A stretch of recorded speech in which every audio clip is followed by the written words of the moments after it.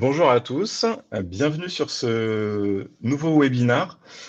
Donc aujourd'hui, on a le plaisir d'accueillir Fasterize, qui est un de nos clients. Peut-être juste avant de commencer, pour être sûr que tout le monde nous entend bien, est-ce que vous pouvez confirmer sur le chat que vous avez bien du son et que tout est OK de votre côté? Que vous avez du son, de l'image, etc.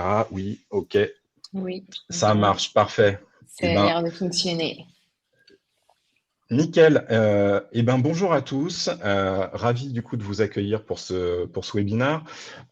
Juste pour avant qu'on se présente, pour ceux qui sont habitués, qui nous suivent régulièrement, vous savez du coup que vous avez donc en bas à droite de votre écran, vous avez un chat. Vous avez aussi un petit module questions qui permet, voilà, au fil de la présentation, de poser vos questions. On les prendra pas forcément au fil de l'eau, mais on s'arrêtera régulièrement au cours de la présentation, voilà, pour rendre ça interactif et pouvoir du coup répondre à vos questions voilà, au fur et à mesure. Donc voilà, donc n'hésitez pas à les poser là, c'est plus facile pour nous de les retrouver dans ce module questions que dans le chat où ça peut défiler un peu vite. Voilà, donc c'était tout, on va dire, sur Les cette bonnes partie-là. pratiques. Donc, voilà, les bonnes pratiques. Donc, du coup, aujourd'hui, on va parler de Playbook et plus particulièrement de comment scaler son onboarding grâce au Playbook. Donc, on va vraiment être focalisé sur cette phase-là du cycle de vie client. Et donc, voilà, donc c'est Fasterize qui nous fait le plaisir de témoigner sur cette partie-là et de nous partager son retour d'expérience. Donc, peut-être juste pour se présenter, alors si, voilà, pour ceux avec lesquels j'aurais pas eu l'occasion encore d'échanger, donc Nicolas, moi je suis cofondateur de Scalin, donc je dirais deux mots sur Scalin tout à l'heure. Lisa, est-ce que je peux te laisser te présenter? Ça marche. Du coup, donc Lisa, moi je suis CSM chez Fasterize depuis 1 an, en charge d'un portefeuille d'une trentaine de clients et en tant qu'ancienne développeuse, voilà, j'ai un peu cette fibre-là et c'est moi qui ai beaucoup participé à la mise en place des playbooks pour encadrer l'onboarding chez Fasterize. C'est ça. Et donc moi, Adeline. Adeline, je suis donc Head of Customer Success chez Fasterize depuis 1 an et demi maintenant. Et en effet, on a fait le choix de Scalin. Et c'est vrai que la mise en place des playbooks nous a fait gagner un vrai gap dans l'utilisation qu'on en fait et au-delà de ça, voilà, dans l'accompagnement Customer Success qu'on apporte chez Fasterize. Et donc, on va vous détailler tout ça aujourd'hui. Ça marche. Du coup, peut-être avant de rentrer dans le vif du sujet, est-ce que tu peux nous dire quelques mots sur Fasterize pour ceux qui ne vous connaîtraient pas, qu'on comprenne un peu quel type de solution vous êtes, ce que vous faites, etc. Oui, bien sûr. Donc, Fasterize, donc c'est un éditeur SaaS. On a été créé en 2011. Notre fondateur, c'est Stéphane Rio, qui est un l'ex-CTO de Rue du Commerce. Et notre cœur de métier, c'est vraiment de faire du front-end optimization. Donc, c'est vraiment de l'accélération et l'optimisation des sites web pour nos clients. On a aujourd'hui plus de 650 sites accélérés grâce à Fasterize. Fasterize, c'est 25 personnes aujourd'hui en France et on est partenaire du Journal du Net, donc pour tout ce qui va être classement web perf des sites, partenaire de Google. Donc en effet, vous n'êtes pas sans savoir qu'en web perf, Google a son mot à dire. Je connais pas. Non, on ne connaît pas, c'est un petit acteur. Et puis, on est également partenaire de Wheel of Speed, qui est un événement dédié à la web perf. Voilà, donc vous Ok. voyez Mais que donc du coup, ouais, pour les novices comme moi, quand on parle d'accélération de site e-commerce, c'est faire en sorte que les pages des sites se chargent de façon plus rapide. exactement, enfin plus largement que l'expérience utilisateur de vos clients sur vos sites soit la meilleure possible avec des images optimisées aux bons endroits, un affichage bien stable, etc. Enfin, donc voilà, c'est vraiment au-delà du temps de chargement des pages à proprement parler, c'est l'amélioration de l'expérience utilisateur L'expérience. pour la navigation sur le site. Et donc, juste ce que je voulais dire en conclusion, c'est que Fastorize, c'est quand même une boîte, une société qui a un ADN très tech, enfin technique. Et donc, c'est vrai qu'un des challenges à mon arrivée, c'était d'arriver à mettre en place de l'accompagnement voilà, pour aller plus loin dans comment on chouchoute nos clients. Et c'est vrai que l'outil Scaling nous a beaucoup accompagnés dans la mise en place de cette practice Customer Success. Ça marche. Merci pour l'intro. Du coup, pour dire quelques mots de Scaling, je vais pas être très long. Scaling, pour ceux qui ne nous connaîtraient pas, donc on est ce qu'on appelle une Customer Success Platform. En fait, le constat très souvent au Customer Success, c'est que il y a souvent plusieurs outils qui sont en place. Il y a un CRM, vous avez des informations aussi de connexion dans votre back-end, vous utilisez vos boîtes mail, peut-être que vous avez une solution de support, etc. Et donc, vous avez de l'information qui est dispersée comme ça en différents endroits et surtout des solutions qui ont été choisies pour d'autres équipes, pour des sales, pour le support, etc., mais pas pour le Customer Success. Donc là, c'est vraiment une plateforme qui est dédiée au Customer Success qui vous permet d'avoir toutes vos informations sur vos clients au même endroit, donc avoir une vision 360 de qui fait quoi, qui se connecte quand, à qui j'ai parlé, à quel moment, etc. Tout retrouver au même endroit. En se connectant du coup aux différents outils que j'ai pu évoquer, donc au CRM, aux outils de ticketing, à vos workspace, etc. Donc ça, c'est vraiment la vision 360. Deuxième point, une fois qu'on a construit cette vision 360, on va calculer ce qu'on appelle un score de santé. Donc, ce n'est pas le sujet aujourd'hui, donc je ne vais pas m'étendre là-dessus, mais qui permet schématiquement d'identifier sur votre portefeuille client les clients qui ont besoin d'attention à un moment précis, si vous voulez éviter qu'ils se désengagent trop, voire qu'ils aillent jusqu'au churn. Donc ça, c'est la partie score de santé. Et puis, bien sûr, une fois qu'on a centralisé les informations, qu'on a calculé ce score de santé, l'idée, c'est qu'est-ce que je fais de ces informations et comment est-ce que je passe de l'information à l'action. Et ça, c'est tout ce qui est autour de l'alerting, autour des playbooks. Donc ça, c'est le cœur du sujet de notre webinaire aujourd'hui, la partie playbook, justement.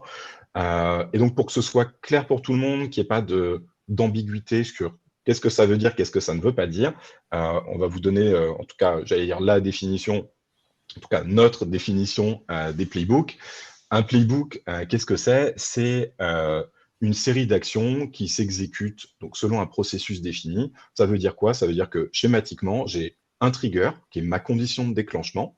Et derrière cette condition de déclenchement, ça va me permettre d'organiser, d'orchestrer un certain nombre d'actions. Ces actions, ça peut être assigner des tâches à un CSM, ça peut être changer des informations sur le client, ça peut être d'envoyer une notification sur un channel Slack, ça peut être d'envoyer un email au client, ça peut être différentes choses, mais le principe est toujours le même. J'ai une condition qui déclenche mon playbook et derrière, du coup, je vais avoir un processus automatisé, soit partiellement, soit totalement. Et donc, c'est de ça qu'on va parler aujourd'hui avec Lisa et Adeline. Du coup, Adeline, je te laisse la main peut-être pour expliquer un peu le contexte initial, on va dire, pré-scaling. Yes. Merci Nicolas pour cette introduction. Et donc, en effet, avant de rentrer dans le détail des playbooks, ce qu'on a mis en place nous chez Fastorize, qu'est-ce que ça fait, parce que j'imagine que vous avez très envie de voir, je voulais juste revenir un petit peu sur le contexte pour vous expliquer aussi le cheminement qu'on avait pu faire, nous, chez Fastorize, et comment on en était venu à choisir Scaling. Donc, pour petit rappel du contexte, donc ça a commencé en 2021. Donc, chez Fastorize, on avait 3 CSE.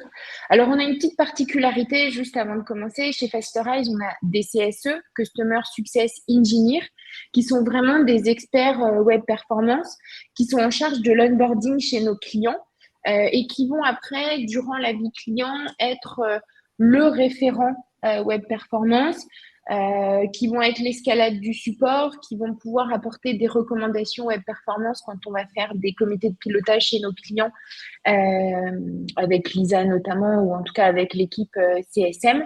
Et donc, du coup, dans l'équipe, en 2021, il y avait uniquement des CSE. Côté outils, on avait du coup un CRM, HubSpot, qu'on a toujours, et puis Asana pour la gestion de projet. La vraie difficulté, en fait, pourquoi je dis que la combinaison était peu satisfaisante, c'est qu'en fait, il y avait une difficulté sur le fait que les outils ne communiquaient pas. Donc, dans HubSpot, qui servait aux sales, à la facturation, enfin voilà, et ben, il n'avait aucun moyen de savoir à quelle étape de vie, à quelle étape du projet en étaient les clients, puisque du coup, il y avait pas de communication. Et on avait par client en croissance. Et donc, du coup, à ce moment-là, on s'est dit, OK, comment on va pouvoir, en tout cas, être un peu plus customer care que ce qu'on est là. Et donc, on a choisi Scaling avec ce besoin d'avoir justement cet indicateur qui nous permettait d'avoir une vue sur le niveau de satisfaction des clients. Et donc, en effet, on a choisi Scaling pour avoir donc ce qu'on appelle le Health Score ou le score de santé dont parlait Nicolas, qui nous a permis d'avoir ce premier niveau, mais qui n'était pas vraiment satisfaisant, puisqu'on l'avait vraiment fait dans une première version. Et donc, mais voilà, vraiment, c'était pas satisfaisant, mais on avait quand même ce premier indicateur qui nous servait, et donc on était convaincus qu'il fallait qu'on aille plus loin avec Scaling, surtout dans un contexte où je suis arrivée avec un passé de de CSM, et donc je suis vraiment convaincue de l'apport que ça a chez nos clients. Et donc j'ai mis en place cette practice CSM. Lisa nous a rejoints. On avait le parc client qui continuait à grandir, et donc on l'a de façon assez naturelle segmenté. Et puis surtout, on a eu l'arrivée de nouveaux produits chez Fastorize. Donc, je vous parlais tout à l'heure de notre solution qui accélère les sites web, mais on a aussi un outil qui permet d'améliorer le SEO, un outil qui permet d'optimiser les images. Et donc, dans ce contexte, on s'est dit, OK, donc il faut qu'on fasse évoluer notre score de santé, mais du coup, on a Asana pour la gestion de projet, Scaling, le score de santé. Et là, en fait, en discutant avec Nicolas, il nous a dit, mais attendez, chez Scaling, on a maintenant des playbooks. Et donc là, vraiment, avec Lisa, ça a fait tilt et on a démarré l'histoire des playbooks. Et donc, on va vous faire aujourd'hui un petit focus pour vous expliquer comment on a mis en place ces playbooks, voilà, quels sont-ils, quel est l'apport, et puis surtout, comme on aime bien, et j'imagine que vous aussi allez toujours plus loin, les prochaines étapes qu'on a prévues avec Scaling. Avant de passer la parole à Lisa qui va commencer à rentrer dans le détail des playbooks, je voulais juste faire un petit focus rapide sur l'onboarding Fastorize avec les différentes étapes. Comme ça, quand Lisa va les mettre en lumière avec les playbooks, ça fera un tout petit peu plus sens dans vos esprits. Donc, chez Fastorize, on a un onboarding qui dure environ 6 semaines chez les clients et qui est composé de multiples petites étapes. Donc, on a une réunion de kick-off qui déclenche une période de ce qu'on appelle discovery. Donc, c'est là où vraiment on va commencer à prendre toutes les spécificités du client avant de rentrer dans une étape de setup où on va brancher Fastorize chez les clients. Puis, il va y avoir toute une période de test qui va nous amener jusqu'au boost. Et donc, voilà, ça, en fait, vous voyez que vraiment, ce fil d'Ariane, on a réussi à le mettre en place dans les playbooks. Et donc, je passe la parole à Lisa qui va vous expliquer comment on l'a fait, comment on s'en sert. Et puis, je crois qu'elle vous a même réservé une petite surprise avec ses petits plus qu'elle adore chez Scaling. Merci Adeline. Du coup, Effectivement, moi, je vais vous parler un peu plus du coup de la mise en place des playbooks, etc. Mais avant de se lancer dans la création d'un playbook, il va déjà falloir réfléchir à son process. Il va falloir préparer son plan de route, en fait, puisque si on veut automatiser un process, donc les playbooks sont là pour automatiser des choses, automatiser un process, il va falloir déjà le définir et savoir où on veut aller et qu'est-ce qu'on doit automatiser en fait avant de vraiment commencer à créer le playbook en lui-même. Donc, comme l'a expliqué Adeline, nous, on avait déjà bien défini qu'on avait déjà certaines grandes étapes, le kick-off, le mode discovery, etc. On a de grandes étapes qui étaient déjà bien identifiées, mais on avait besoin d'aller plus loin pour pouvoir commencer à automatiser tout ça. Il fallait aller plus loin dans le découpage. Et donc, on a fait un premier chantier, un premier atelier qui a été de voir avec les CSE, rentrer dans le détail de vraiment qu'est-ce qu'il y a dans ce process, quelles sont toutes les actions, toutes les petites tâches, les listes, donc les to-do list, les actions, quelles sont les subtilités aussi. Ça nous a permis d'identifier donc que voilà, des fois, il y avait, par exemple, nous, on a des clients qui vont pouvoir avoir une période d'A/B test en fin de setup, d'autres non. Donc ça, c'était une subtilité qu'il fallait prendre en compte. Voilà, on a vraiment fait ce chantier de détailler notre process et préparer notre feuille de route pour savoir qu'est-ce qu'on va devoir mettre en place et qu'est-ce qu'on va pouvoir automatiser. Donc là, par exemple, je vous ai mis un exemple de to-do list qu'on sait, voilà, pour en post-closing, il faut qu'on fasse toutes ces étapes-là avant de pouvoir justement procéder au kick-off avec le client.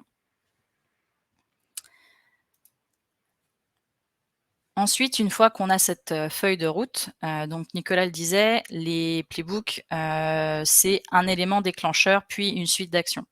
Donc il fallait choisir quel allait être l'élément déclencheur chez nous. Et en fait, ça s'est fait assez naturellement. On a fait un découpage. Chaque grande étape de notre onboarding a eu droit à son propre playbook. On a fait ça de manière à éviter d'avoir un énorme playbook qui contiendrait toutes les étapes. On a fait un découpage, donc un playbook pour chaque grande étape. Et chacun va correspondre à une phase de cycle de vie client. Donc, on repose sur chez Skillin ce qui s'appelle les stages, donc les étapes du cycle de vie client. Donc ça a le mérite déjà d'un point de vue technique de nous permettre de gérer le déclenchement automatique des playbooks.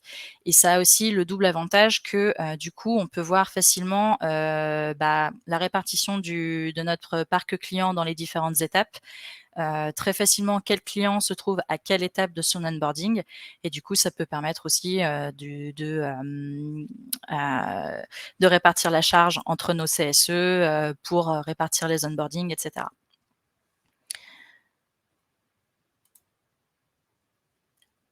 Une fois qu'on a son plan de route et ses déclencheurs, du coup il va falloir passer à la construction. Cette fois, ça y est, on peut passer à la construction du playbook. Et là, c'est vraiment, c'est un peu comme des Lego en fait. On a des petites briques, on a plein de petites briques d'action, on va avoir des to-do list qu'on va pouvoir créer, générer des drafts de mails, etc. Et on va vraiment suivre le plan de route qu'on a établi au début, où on s'est dit, pour passer cette grande étape du kick-off, il va falloir faire ça, ça, ça, envoyer tel mail, etc.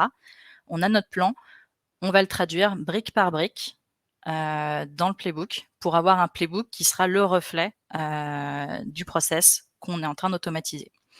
Donc, on va pouvoir automatiser l'assignation de tâches à un CSE au bon moment, faire en sorte que le playbook n'avance qu'une fois que toutes les tâches sont réalisées. Quand on sait qu'on va devoir passer certaines informations au client, donc par exemple un guide de recettes, des informations pour contacter le support, etc. Tout ça, ce sont toutes ces choses qui sont des mails qui sont assez standards. Et ben, on a des templates. On génère automatiquement un draft qui va être assigné donc au CSE pour qu'il le relise, qu'il le complète si besoin avant de l'envoyer, etc. Donc, on va faire toutes ces étapes et une fois qu'on a fait tout ce qu'il y avait à faire dans une de ces grandes étapes, dans un de ces playbooks, et ben, la dernière étape, c'est de passer à la phase suivante, à la stage suivante. Et du coup, ça va déclencher automatiquement le playbook qui suit. Et pour compléter ce que tu disais, effectivement, sur le fait que vous aviez choisi de décomposer comme ça les playbooks, c'est effectivement, c'est un sujet dont on avait eu l'occasion de parler ensemble. Et c'est vrai que c'est possible. Il y en a qui peuvent construire comme ça des méga playbooks qui vont enchaîner comme ça les différentes étapes. Le fait de décomposer les étapes, effectivement, ça peut donner, comme tu disais, Lisa, de la visibilité déjà sur où en sont chacun des clients, etc. Et ça a aussi un gros avantage, c'est que ça rend l'ensemble aussi beaucoup plus facilement lisible et beaucoup plus facilement maintenable pour ceux qui vont arriver après, pour ceux qui n'ont pas été peut-être au cœur de la conception, ou même quand on revient sur un playbook et sur la configuration d'un playbook 6 mois après, etc., on se souvient peut-être plus exactement de ce qu'on a fait. En fait, ça permet d'avoir une lecture, une compréhension beaucoup plus facile, de décomposer comme ça, et d'avoir en fait plein de petits playbooks relativement, relativement simples. Enfin, vous verrez qu'il y a quand même des conditions, des cheminements, etc. Mais ça facilite en tout cas pas mal la maintenance et l'évolutivité des playbooks derrière. Complètement. C'est beaucoup plus simple, c'est beaucoup plus digeste. Là, je peux confirmer parce que je les ai mis en place les premiers playbooks l'été dernier. Et là, je vais relancer un nouveau chantier pour faire évoluer les playbooks, donc les playbooks existants et en créer des nouveaux. Et j'avoue que quand j'ai remis le nez dans les playbooks 8 mois plus tard, j'étais bien contente d'avoir bien sectionné les choses parce que c'était plus facile de m'y retrouver. Et du coup, effectivement, pour pouvoir rajouter des étapes ou voilà, en fait, l'évolution est bien plus simple quand on s'y est pris comme ça, je trouve personnellement. Du coup, je voulais quand même vous donner un petit exemple visuel, vraiment de ce qu'on parle des playbooks, mais voilà à quoi ça ressemble. C'est pas si compliqué que ça en vrai, c'est pas aussi compliqué qu'on pourrait s'imaginer. Donc on a tout en haut en orange un trigger, donc le déclencheur. Hop, on rentre dans la phase du playbook de recette. Donc ça, c'est notre playbook de la phase de recette que j'ai un peu simplifié pour que ça rentre dans l'écran. Ensuite, on génère un draft de mail pour pour le guide de recette. On sait à quoi il doit ressembler, on sait quelles informations on veut fournir au client. On génère le draft. On assigne une liste de tâches au CSE. Une fois qu'il les aura toutes réalisées, qu'elles auront toutes été cochées, on arrive sur une de nos subtilités qui est est-ce que c'est un client avec un A/B test, oui ou non? Si c'est le cas, encore une fois, on assigne automatiquement les tâches qui sont à réaliser dans ce cadre-là. Et si c'est pas le cas, hop, dans tous les cas, on prend l'autre route et on se rejoint à la fin. On considère que tout ce qu'il y avait à faire dans la phase de recette est terminé. On passe à l'étape qui suit. Et voilà, je vous ai mis aussi un exemple de petites tâches qui sont à réaliser dans le cadre du playbook. Et donc, comme le disait Adeline, effectivement, j'ai préparé une petite liste. Je ne pouvais pas m'empêcher de partager différentes choses que j'apprécie, avec lesquelles j'aime bien jouer, toutes les actions dont j'use et j'abuse dans les playbooks. Donc je pense que là, je l'ai bien rabâché. Vous avez bien compris que les playbooks, ça peut créer des to-do list, ça peut générer des drafts de mails et déclencher d'autres playbooks en cascade, etc. Donc ça, je pense que vous avez bien intégré. Mais il y a d'autres choses que j'apprécie, notamment par exemple, il y a des arbres de décision manuels. Donc, au lieu d'avoir que des conditions qui vont être dans des tags ou dans des conditions qui sont enregistrées dans HubSpot ou autre, on a aussi la possibilité d'ouvrir le choix à un humain, de prévoir plusieurs routes et que ce soit l'humain qui choisisse, en fait, dans ce cadre-là, laquelle on va suivre. Donc ça, c'est quelque chose que je vais mettre en place dans les prochains playbooks d'onboarding que je vais mettre en place. On a de nouveaux produits qui sont sortis cette année. Je vais créer des playbooks pour chacun de ces produits. Et donc, je vais rajouter en tout début des playbooks d'onboarding le choix au CSE de quel est le produit qui va onboarder pour partir dans la bonne branche, par exemple. C'est un des usages possibles de cette condition. Et un autre truc que je trouve vraiment chouette, c'est les notifications sur Slack. Je trouve que c'est très cool que Skelin ne soit pas confiné à son interface web et qu'il soit capable d'aller s'intégrer dans les outils, d'autres outils qui sont peut-être plus intégrés dans le quotidien des équipes, comme Slack.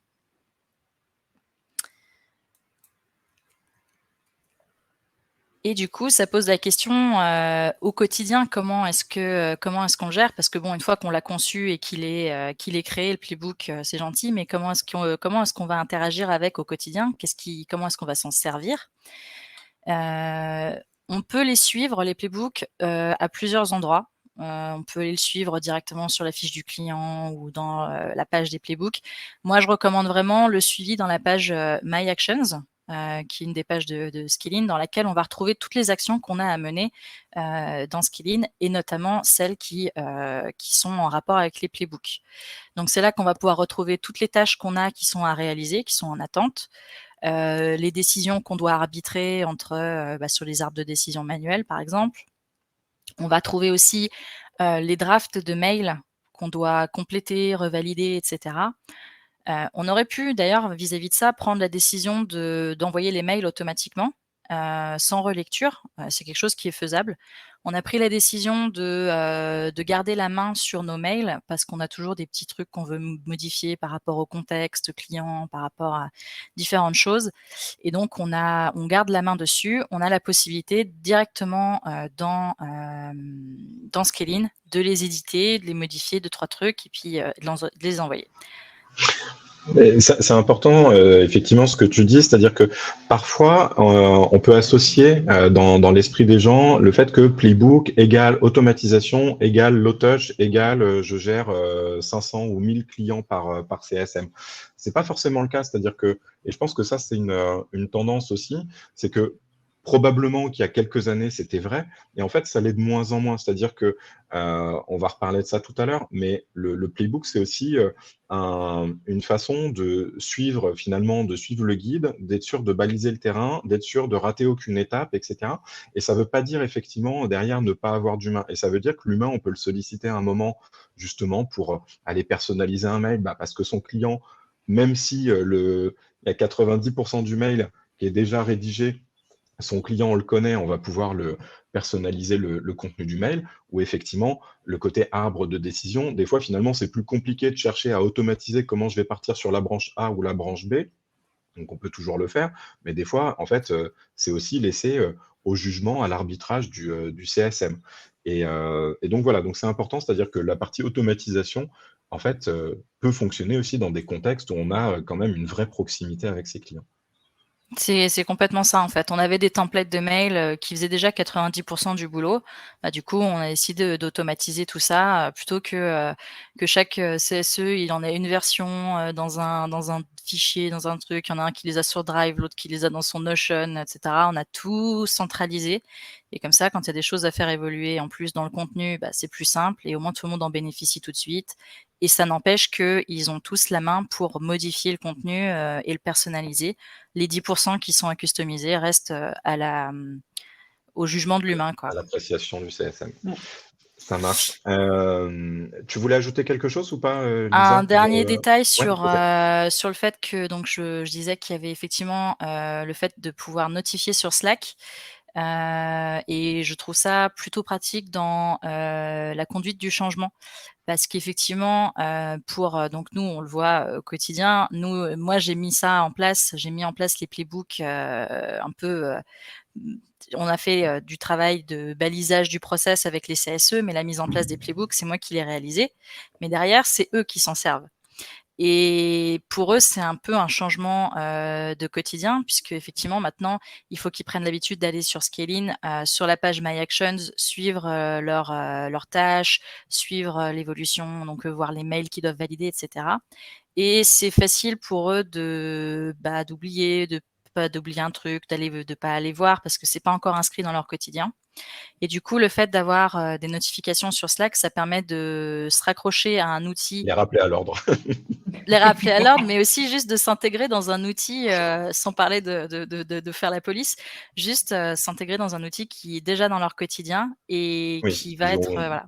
Faut pas se saturer de notifications parce que trop de notifications tue la notification, mais ça permet d'avoir au moins ne serait-ce que des petits nudges comme ça pour dire: «Hey, tu as une tâche qui approche de sa date butoir, oublie pas tel client», etc.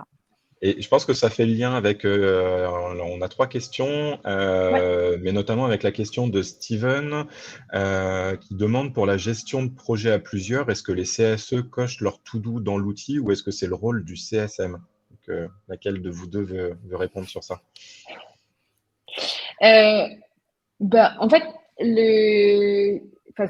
enfin, alors, aujourd'hui, le truc, c'est qu'on a en général un CSE qui est référent de l'onboarding. Et justement, aujourd'hui, et ça va aller pour aller plus loin et dans les prochaines tâches, c'est la mise en place du playbook pour le CSM. Donc, c'est-à-dire qu'aujourd'hui, le CSE, donc, et comme ça, je vais répondre à la question qui a été posée également par Maël. En fait, c'est moi qui attribue le binôme CSE-CSM lorsque lorsque le prospect devient client chez Fasterize. Du coup, le CSE va dérouler les tâches de l'onboarding à travers le playbook. Et puis en fait, aujourd'hui, eh bien, la dernière étape, ça va être le boost. Et alors, ça passe le relais au CSM. Aujourd'hui, le CSM, à proprement parler, il ne déroule pas de playbook dans Scale-in. Aujourd'hui, le CSM, il va avoir dans Scale-in un rôle d'ownership du client et il va surveiller la vie de son client à travers le score de santé. Et ce score de santé, globalement, il est composé de plusieurs critères, mais dont un critère qui est le CSM Pulse. Et donc, c'est celui-là sur lequel le CSM va pouvoir jouer pour en tout cas, faire parler le score et dire, oula, je sens qu'il y a un truc qui va pas chez ce client, je baisse mon CSM Pulse ou je le remonte. Il va pouvoir suivre le renouvellement, puisqu'on a fait le lien entre HubSpot et Scale-in avec les agreements, et donc on a l'approche des renouvellements. Et donc, en fait, aujourd'hui, le CSM, il fait vraiment le suivi de la satisfaction client dans Scale-in. C'est vraiment l'étape d'après qu'on va mettre en place là sur cet été, hein, donc ça commence maintenant, sur comment le CSM va pouvoir dérouler un playbook qui comprend la customer journey, avec donc la bonne tenue des calls, la bonne tenue des performance reviews, enfin voilà, des différents meetings qu'il doit tenir dans sa customer journey. Mais donc voilà, pour la question précisément de est-ce que les CSE, c'est les CSE qui suivent leurs tâches, qui ont Exactement. leurs onboarding, qui font du coup avancer leurs propres sujets, etc., puisque les CSE font partie intégrante des utilisateurs de Scale-in. Et voilà, et effectivement, le focus en termes de playbook a été mis sur la première étape du cycle de vie, l'onboarding. Et puis, comme le disait Adeline, on va avancer petit à petit sur les différentes étapes de suivi, etc. C'est ça, parce qu'en fait, on a choisi Scaling pour avoir cet outil de Customer Success qui, en fait, au début, nous aidait dans le fait qu'on n'ait pas encore de CSM et donc ça nous permettait de suivre la satisfaction client. Puis finalement, on l'a fait évoluer avec ces playbooks pour les CSE et maintenant, ça va être au CSM d'avoir leur playbook. Mais donc, Ça oui, marche. oui, chacun est responsable des tâches qui lui sont attribuées. Et ça marche. Il y a Virginie qui demande bon, combien vous avez de nouveaux clients. Je pense que la question aussi derrière, c'est savoir combien est-ce que vous gérez d'onboarding en parallèle ou combien un CSE gère d'onboarding. Est-ce que vous pouvez donner quelques métriques par rapport à ça? Ou ça Oui, reste des oui. données plutôt privées? Non, non, voilà, c'est pas privé. En moyenne, du coup, un CSE va gérer autour de 5 projets d'onboarding en parallèle, sachant que ça peut être soit des projets chez des nouveaux clients, ça peut être le cas d'un client qui a signé pour un nouveau produit chez Fasterize, donc du coup, ça redéclenche un playbook d'onboarding sur un autre produit. Soit ça va être un client qui va faire une refonte de site et du coup, on relance de la même façon un playbook. Donc, on a en moyenne une trentaine de nouveaux clients par an, mais je dirais que au fil de l'eau, le CSE a en moyenne entre 5 et 6 playbooks qui sont en cours en parallèle. Ok, merci. Voilà. Et Sur dernière une question. équipe, sur Ah, une pardon. équipe pardon, qui comprend 4 CSE. Ok, ça marche. Voilà. Merci. Et dernière question de Marine qui demandait, donc du coup, vous n'utilisez plus du tout de logiciel de gestion de projet. Plus du tout. Plus du tout. Globalement, on a balisé tout le process. En fait, comme je disais, on l'a bien découpé et au final, on l'a bien découpé majoritairement en to-do list et c'est géré. Tout est bien cadré dans Scalin. Donc, ils ont vraiment un peu ce chemin qui est balisé, qu'ils suivent. Et on a du coup les tâches quand elles sont créées, elles ont forcément des dates butoirs automatiques qui sont mises en place et le suivi et voilà, on gère assez bien le suivi du timing derrière. Donc on n'a plus besoin d'un autre outil en fait. Et donc, du coup, pour te répondre, Jade, non, c'est une trentaine de clients au global sur l'année. Et quand je dis clients, parfois c'est des clients qui vont être multi-sites. C'est pour ça qu'on ne retombe pas forcément sur les calculs. Et je sais plus exactement combien de CSE va onboarder de nouveaux clients dans l'année, mais on a au global sur l'année une trentaine de nouveaux clients qui peuvent être multi-sites. Et le CSE, donc du coup, j'ai plus les chiffres en tête de combien un CSE onboard de nouveaux clients par an. Mais en parallèle, un CSE a en moyenne 5 à 6 projets, que ce soit chez des nouveaux clients, chez des clients existants, où tu vois, par exemple, ça peut être un client multisite. Donc, on a un sales qui va signer un client, mais en fait, il y a 5 ou 6 sites, ou même parfois 20 sites quand il y a des sites pays. Donc, voilà. Ça marche, merci. Du coup, je pense qu'on a fait le tour sur les questions. Euh, Ouais. donc, je te laisse reprendre le fil peut-être, Adeline. Ouais, bien sûr. Mais donc, du coup, juste pour compléter, parce que voilà, je vois qu'il y a des questions autour des chiffres. Vraiment, nous, on n'est pas une grosse équipe. Enfin, vous l'aurez vu, Fasterize, c'est 25 personnes. Du coup, l'équipe Customer Success, on est 8 personnes. Et en fait, enfin, vraiment, je pense qu'il n'y a pas besoin d'être. Enfin, si la question derrière, c'est est-ce qu'il faut être petit, moyen, grand, gros pour mettre en place Kéline, je pense que ça dépend plus de ce qu'on a envie de faire, de la maturité. Et vraiment, nous, pour y avoir adhéré, enfin, vraiment, je trouve que c'est top, quoi. Enfin, moi, j'ai plus de 10 ans de passif de CSM. J'ai jamais utilisé un outil de Customer Success. J'avais jamais eu cette chance. Et aujourd'hui, du coup, chez Fasterize, on l'a mis en place et vraiment, euh, ça a demandé du temps pour la mise en place. En fait, la connexion technique, elle se fait assez facilement. Après, il y a vraiment du temps de prise en main, de qu'est-ce que je veux faire, d'itérations différentes pour toujours améliorer cette utilisation. Et en fait, vraiment, aujourd'hui, c'est une aide au quotidien. Elle s'est pas faite toute seule, comme Lisa le disait. Il y a eu vraiment cette conduite du changement. Et puis, faut rappeler à l'ordre de temps en temps en disant, oubliez pas. Mais vraiment, on voit un vrai bénéfice et je vais vous les partager. D'ailleurs, nous y voilà. Mais donc, on voit des bénéfices à différents niveaux. Et donc, au sein de l'équipe, c'est top parce que du coup, on a un process maintenant qui est connu, qui est le même pour tout le monde. Et même s'il est automatisé, comme Lisa l'a montré, ben, il y a toujours cette part d'humain pour modifier le mail, pour pouvoir revenir. Et donc, du coup, c'est top parce que, voilà, j'aime dire, fini les folies et la saisie manuelle. Globalement, on a un process qui est cadré. On a une charge mentale pour l'équipe qui est allégée, puisque du coup, ils peuvent dérouler un processus sans avoir. En fait, ça vient, ils finissent une étape, ok, je clique, j'ai la suivante. Donc, on a beaucoup moins de ah zut, j'ai oublié ce petit truc, ah zut, cette subtilité. Et puis surtout, moins de tâches en retard, puisqu'il y a donc les rappels, comme l'évoquait Lisa.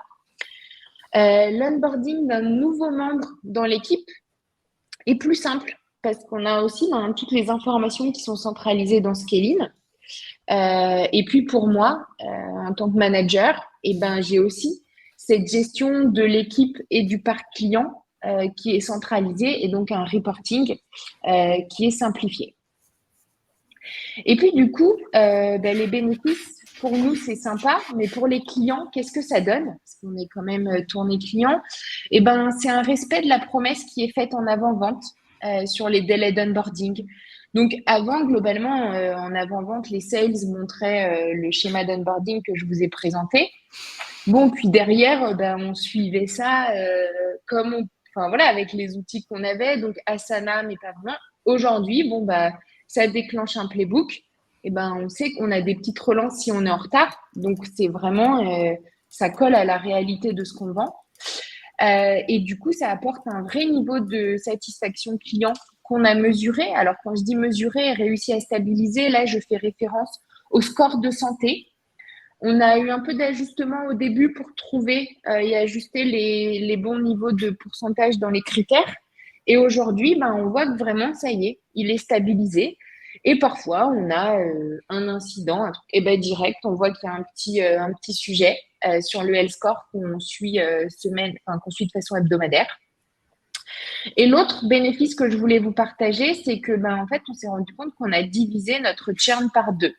Alors, je ne vais pas dire, désolé Nicolas, mais que c'est grâce au playbook, mais en tout cas, dans cette structuration de l'équipe Customer Success, voilà, Scaling nous a vraiment accompagnés avec le health score, les playbooks, et tout ça, en fait, Scaling nous accompagne. Grâce à Scaling, on a un churn qui est divisé par 2. Donc, mine de rien, c'est un vrai bénéfice. Pour tout te dire, sur la partie, pour le clin d'œil sur le churn, ça m'arrive de temps en temps sur des rendez-vous de prospection que des gens me demandent, mais voilà, du coup, est-ce que vous avez des retours d'expérience de clients, etc. Et je sais qu'il y en a qui qui se gênent pas du tout pour s'attribuer un chiffre comme celui-ci et dire, voilà, on a divisé le churn par 2 chez Fasterize. Effectivement, en réalité, c'est très compliqué. Le churn, c'est un ensemble de choses. C'est ton produit, c'est ton suivi, c'est les process que tu mets en place, et machin. Et c'est jamais très, très sérieux. Les boîtes qui communiquent en disant, voilà, on fait baisser le churn de X%, personne ne le sait en réalité parce qu'il faudrait l'A/B tester dans des conditions ISO. C'est absolument impossible. Donc voilà, si on a bénéficié sur ça, très bien. Mais effectivement, c'est sûr qu'on ne peut pas s'attribuer ce mérite à nous seuls, évidemment. Non, mais c'est vrai que ça fait un moment qu'on travaille ensemble. Sur cette année, clairement, on s'est fait des points au début mensuel. Enfin voilà, tu nous as accompagnés, donc tu as vu l'histoire de cette structuration de l'équipe. Et tout ça fait que le constat, on dit, ah ouais, le churn est divisé par 2. Et donc vraiment, voilà, c'est cool. Donc quelques enseignements, mais je pense qu'on a dit pas mal de choses, donc je vais aller assez vite pour laisser la place aux questions qui arrivent. Donc en effet, je vous le disais, la mise en place technique, elle a été plutôt simple, mais il y a tout un temps de prise en main et de personnalisation avec différentes itérations pour avoir l'outil qui colle le mieux aux besoins. Un vrai besoin d'évangélisation en interne, parce qu'en fait, on n'est pas arrivé en disant « Hello l'équipe, voilà l'outil, on l'utilise à partir de maintenant ». Donc, on les a aussi, on a tous brainstormé sur, OK, dans Asana, on avait ces étapes, qu'est-ce qu'on met dans Scaling, qu'est-ce qu'on met pas, où est-ce qu'il y a des subtilités. Donc, collectivement, et on a embarqué tout le monde pour avoir cette bonne adhésion. Et puis, c'est vrai qu'on l'améliore en continu avec plusieurs itérations. Donc là, c'est vrai que ça roulait bien. Direct, en effet, ça fait 8 mois qu'on n'avait pas trop revu. Je crois quand même qu'on a revu les pourcentages de calcul là, du health score. Mais donc voilà, on avance et ça passe par différentes phases. On n'a pas rencontré Nicolas et on s'est dit, on veut tout de suite un truc avec 4 roues, un volant. On a commencé par une trottinette, un vélo et puis on va vers la voiture. Je ne sais pas si vous connaissez ce schéma, mais moi je l'aime bien. La trottinette te remercie. Et puis surtout, ce que je voulais vous dire, c'est que vraiment, si on vous parle d'automation, etc., c'est que oui, ça nous permet de gagner du temps, diminuer la charge mentale, et c'est vraiment important pour nous, ça n'empêche pas le côté humain dans les interactions et en tout cas dans tout ce qu'on propose à nos clients dans l'accompagnement. Et donc, en perspective, c'est donc pour les CSE, continuer d'enrichir les playbooks avec les nouveaux produits Fasterize qui arrivent. Pour les CSM, c'est de pouvoir utiliser les playbooks pour le suivi de la customer journée. Et puis en interne, alors ce qu'on n'a pas trop fait, mais vraiment, il faut qu'on avance vraiment dessus, c'est en interne au sein des autres équipes, évangéliser l'usage de Scaling pour sensibiliser les équipes au fait que, par exemple, quand les sales vont signer un deal, s'ils remplissent pas bien la transaction, du coup, nous, ça remonte pas comme il faut dans Scaling, du coup, ça déclenche pas bien le playbook.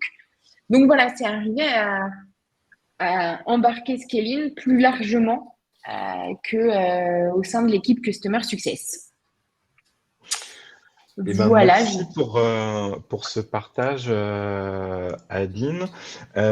Du coup, enfin, moi, voilà, pour résumer en tout cas un point important, et ça va rejoindre notamment une des questions qui est posée sur le temps que vous avez passé sur le setup. Je pense que le point important dans ce que vous avez dit, et ma perception en tout cas vue de l'extérieur, c'est que à la base, vous venez vraiment d'une culture très tech, très projet, voilà, des équipes qui étaient des CSE et pas de CSM à la base, qui utilisaient Asana, et voilà, et pour les raisons que tu as évoquées, à un moment qu'il a fallu emmener vers autre chose pour justement avoir une vision 360, un meilleur suivi sur toutes les étapes de la vie du client, et pas seulement arriver à faire des onboarding corrects, mais qui variaient un peu selon la sensibilité du CSE, etc. Donc, arriver à mettre en place un process homogène. Donc voilà, donc je pense que c'est important le fait de faire la distinction entre le setup à proprement parler, qui est la question de Nadine, où à l'époque c'était avec Nicolas chez vous qu'on avait géré ça, et où le setup, où généralement il se fait en quelques semaines, le setup de Scaling, c'est-à-dire voilà, connecter HubSpot, connecter Freshdesk, connecter Gmail, Google Calendar, etc. J'en oublie peut-être dans votre écosystème, mais ça se fait très rapidement, ça se fait en quelques clics. Après, on dépose un tag sur le site pour collecter de la navigation. Tout ça se fait en quelques jours, et en 3 semaines, on a un score de santé qui est déjà performant. Mais voilà, le message que tu faisais passer, Adeline, c'est aussi de dire, voilà, au-delà de ces 3 semaines de setup, on va dire le branchement, j'allais dire de la tuyauterie, et d'avoir ce truc à minima, c'est que derrière, il y a une question d'appropriation aussi de l'outil par les équipes, cette conduite du changement. Et puis le fait que ce soit sur le health score, que ce soit sur les playbooks, il va y avoir aussi des itérations au fur et à mesure pour arriver en fait à améliorer les process et à tirer pleinement profit de l'outil. Donc voilà, enfin, je ne sais pas si tu veux rajouter quelque chose, Adeline, par rapport à ça, mais c'était en réponse à la question de Nadine. Ouais, tout à fait. Et en fait, je pense que c'est assez difficile de quantifier puisque on l'a fait aussi au fil de l'eau, au fil des besoins. On a fait des réunions de travail en interne, et puis Lisa a paramétré les playbooks. Donc c'est difficile de donner un chiffre, voilà, parce qu'en fait, on continue d'y travailler un peu au quotidien. Et du coup, pour répondre à Steven, oui, là, on l'a mis en place pour l'onboarding, mais c'est dans notre perspective de le mettre en place pour le run. Ça me semble tout à fait pertinent. C'est juste que pour l'instant, on n'a pas encore pris le temps. Parce que voilà, dans une entreprise, on doit prioriser des projets aussi. Mais là, du coup, on va se lancer là-dessus. Je vous dis maintenant, là, pour l'été, objectif que ce soit prêt en septembre. Donc, pour moi, c'est tout aussi pertinent. On a juste pour l'instant manqué de temps. Et pour vraiment peut-être répondre plus précisément à Nadine sur déjà la construction des playbooks en eux-mêmes, comme on avait déjà bien tracé le plan de route, je pense qu'on en a 6 ou 7 des playbooks. Ça m'a pris trois demi-journées réparties à peu près, je dirais. Et le plus long, c'était plus la création de tous les templates de tâches et des templates de mails que les playbooks en eux-mêmes. Après, voilà, la construction du process d'onboarding, elle était déjà bien entamée par les CSE avant que je mette le nez dedans, donc je pourrais pas vraiment dire. Ça marche, merci. Du coup, pour répondre à Laurine, tu as commencé une réponse, Lisa, sur Scaling versus HubSpot. En fait, il y a un point qui est juste, c'est qu'effectivement, la mécanique de workflow de HubSpot, ressemble un peu à la mécanique des playbooks de scaling. Enfin, on parle in fine du même type d'outils en termes de process. Pour moi, les différences principales, c'est quoi? C'est que, HubSpot, c'est un outil dans lequel vous n'avez pas justement on n'a pas cette vision 360 des clients. C'est-à-dire que dans HubSpot, il y a de la data HubSpot, mais la data Freshdesk est dans Freshdesk et la data du back-end Fastorize est dans le back-end. Voilà, et c'est Scaling qui permet de faire la réconciliation de ces trois univers et d'avoir cette vision 360. Donc, je dirais, la différence, elle n'est pas tant dans la mécanique même du workflow, où effectivement c'est assez similaire, mais c'est plus dans la capacité à déclencher sur le fait d'avoir une typologie de trigger beaucoup plus vaste, où on va pouvoir déclencher des triggers aussi sur, alors là je te sors du sujet de l'onboarding, mais sur le fait que voilà, un client ne s'est pas connecté depuis X temps à la plateforme, un utilisateur clé n'a pas utilisé la feature clé XYZ depuis tant de jours, boum, je veux lui pousser des contenus spécifiques. Donc il y a finalement toute une batterie de triggers qui est un peu plus importante dans Scaling, et c'est aussi là que va se jouer la différence, plus que dans la mécanique de workflow à proprement parler. Et de la même façon, la partie scoring, score de santé, etc., c'est quelque chose qui est absent de HubSpot. Enfin bon, bref, il y a des trucs pour le faire, mais c'est pas vraiment l'outil qui est pertinent pour ça, quoi. Pour moi, en fait, c'est juste pour compléter, enfin, du coup, sur un ressenti, hein, vraiment, c'est que, puisque du coup, on s'en est fait poser cette question, euh, c'est que vraiment, Scaling, on a cette notion de customer success. Dans HubSpot, on a des workflows, c'est défini, on a des fiches clients. On n'a pas toute cette intelligence centrée autour du client que nous offre Scaling,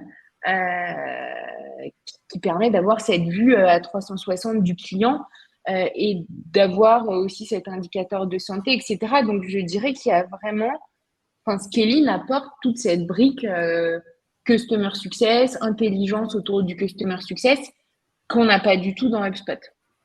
Et du Ou coup, moins, on aurait peut-être des briques d'ailleurs, je sais pas, mais en tout cas, une des forces, on n'a pas parlé aussi, mais c'est que Scaling est quand même très user-friendly. Enfin, je veux dire, voilà, on peut débuter tout seul sans avoir une formation. Enfin, quelqu'un arrive, il peut regarder Scaling un petit peu et arriver à comprendre des choses parce que c'est visuel et on arrive assez facilement à trouver l'information qu'on veut une fois qu'il a été paramétré. Et c'est quand même une force, quoi. ça me fait plaisir que tu dises ça, parce que c'est en tout cas ce qu'on cherche à faire. Et pour répondre à Marine, du coup, qui parle aussi score de santé, alors ça va être compliqué de te faire une réponse. Là, c'est pas vraiment le sujet de ce webinaire. En revanche, voilà, il y a Lisa qui a fait un début de réponse. Dans le chat, je vais juste poster deux liens. Un premier lien que je viens d'envoyer là vers du coup nos webinars, où on a un webinar où on parlera justement score de santé, IA, etc. Alors, il n'est pas tout de suite, il sera fin juin, mais voilà, donc il répondra en tout cas à ce genre de questions. Et je vais te pousser également un article où on explique ça, qui est un article de notre blog sur lequel tu retrouveras quelques éléments pertinents par rapport à tout ça. Voilà. Et je crois même qu'en fin d'article, tu dois avoir d'autres articles qui te permettent de compléter sur le sujet, mais c'est celui-ci qui, on va dire, donne un peu la vision centrale de ce qu'on raconte et de nos convictions et des sujets qu'on porte sur le score de santé. Eh bien, écoutez, merci à tous en tout cas d'avoir participé. Merci Adeline, merci Lisa. Juste voilà, mot de la fin pour ceux qui auraient été interpellés par ce dont on a parlé, etc. N'hésitez pas à nous contacter directement ou à aller sur notre site. On discute ensemble pour voir si Scaling est susceptible de répondre à vos besoins, et ça, on est assez transparent sur la question. Voilà, si c'est le cas, on peut vous ouvrir un trial pour que vous testiez la plateforme. Voilà, vous avez la possibilité de la tester pendant un mois. Donc, n'hésitez pas, voilà, à nous contacter si vous souhaitez, voilà, comme Lisa et Adeline, aller plus loin sur l'automatisation de vos parcours clients. Si vous êtes intéressé par les sujets de score de santé, voilà, on est à votre dispo pour échanger sur ces sujets-là. Merci beaucoup à tous. Merci encore, Lisa. Merci, Adeline, pour votre présence ici. Merci, avec plaisir. merci à toi et puis merci à tout le monde pour votre Pour votre participation. écoute. Allez, bon après-midi. Bonne Au journée. revoir. Bonne Au journée, au revoir. revoir.